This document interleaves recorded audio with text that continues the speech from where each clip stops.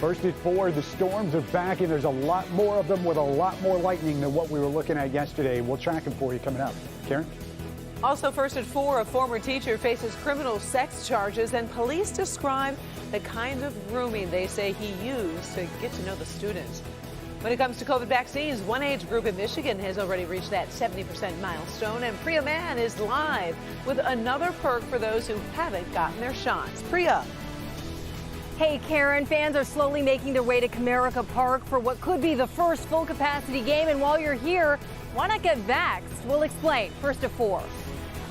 Live from downtown Detroit, home of WDIV and Click on Detroit, Local 4 News First at 4 starts now. Good afternoon, everybody. I'm Karen Drew. First at 4, Berkeley police describe a very disturbing pattern of so-called grooming that led to a former teacher being charged with criminal sexual conduct. 42-year-old Jason DeBant faces 1 count of third-degree CSC and 2 counts of distributing obscene material to children. Police say at least 8 former students at Clarenceville High School in Livonia came forward with allegations of misconduct. Investigators say DeBant would groom students by sharing his phone number, buying them gifts, and talking on Snapchat. DeBant's attorney says he looks forward to proving his client is innocent. Coming up at 5, we're going to take a closer look at how this whole case got started and where it goes from here.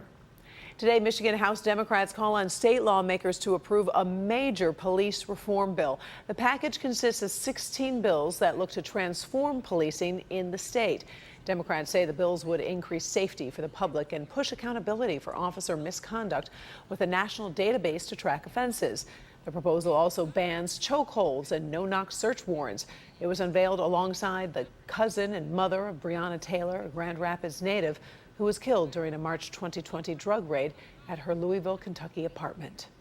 We ask Michigan politicians to consider all the mothers in this country, black and brown, who are not able to go back to normal after their loved one has had their life cut short to police brutality and excessive use of force tactics that are outdated.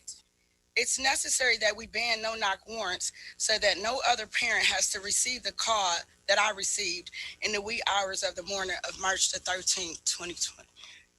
There are also bipartisan police reform bills pending in the Michigan State Senate. In the House, Republicans proposed an $80 million funding increase for law enforcement, but is not focused on reform measures so far. Western Michigan University has just announced it is the recipient of a record-setting donation for higher education.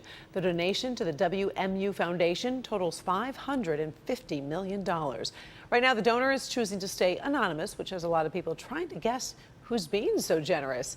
$200 million goes to the university, $300 million for the medical program, and $50 million for Bronco athletics. If we can avoid any new COVID variants and future setbacks, it looks like Michigan is inching toward life after COVID. The state's numbers keep trending in the right direction, with 293 new cases in the past 24 hours. Just 3 weeks ago, that number was close to 1,300. Sadly, we are still losing Michiganders to the virus, with 56 additional deaths. On the vaccine front, 59.7% of Michigan adults have received at least their first dose of a COVID vaccine. The number is even higher for people over 50, hitting the 70% mark in that age group. In just a few hours, Comerica Park is able to welcome a full capacity crowd, and fans can get a vaccine on the way. Local 4's Priya Mann is live with that part of our coverage. Hey there, Priya. Oh, I see you got a friend with you. Oh, that's right. I spotted him walking across to the Fox, and I had to come and get you. Paz, you've been vaccinated, right?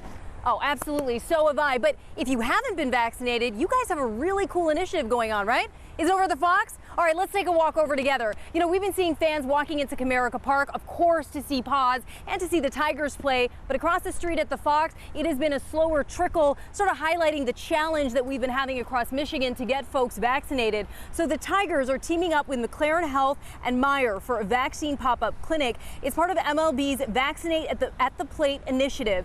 The clinics will open 3 hours before first pitch and operate through the 3rd inning. If you're getting your first dose at the Fox, you can schedule your second second dose at a Meijer location. Parking for the clinic will be validated at the Fox Theater garage. Michigan, of course, is hovering at just under 60% of residents 16 and older with at least one vaccine dose. At Comerica Park during the start of the season, only about 8,000 fans were spread out in the stands. But on June 1st, Governor Whitmer lifted outdoor capacity restrictions, and tonight's game is expected to be the first at full capacity. And hoping to keep the momentum going, fans getting either the Pfizer or J&J shot at the Fox will also get 2 free tickets to either today's game or an upcoming Tigers game at Comerica Park. They could also get a coupon for $10 good at Meijer stores across the state, and fans are excited. I think it's great. Any incentive to get people, back onto some sort of normalcy, it's a great idea.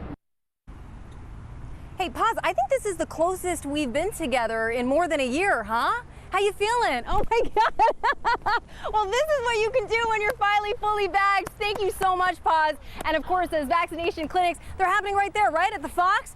There you go. Come on down, check in the game, check out Paz, and if you haven't gotten the shot, you might as well get that too. Reporting live from downtown Detroit, I'm Priya Mann. Paz and Priya Mann. I'll send it back to you, Karen. You guys are a great team, I'll tell you that for sure. Hey, Priya, quick question. You got the vaccine clinic going on today, but how long are these pop-up clinics going to be running?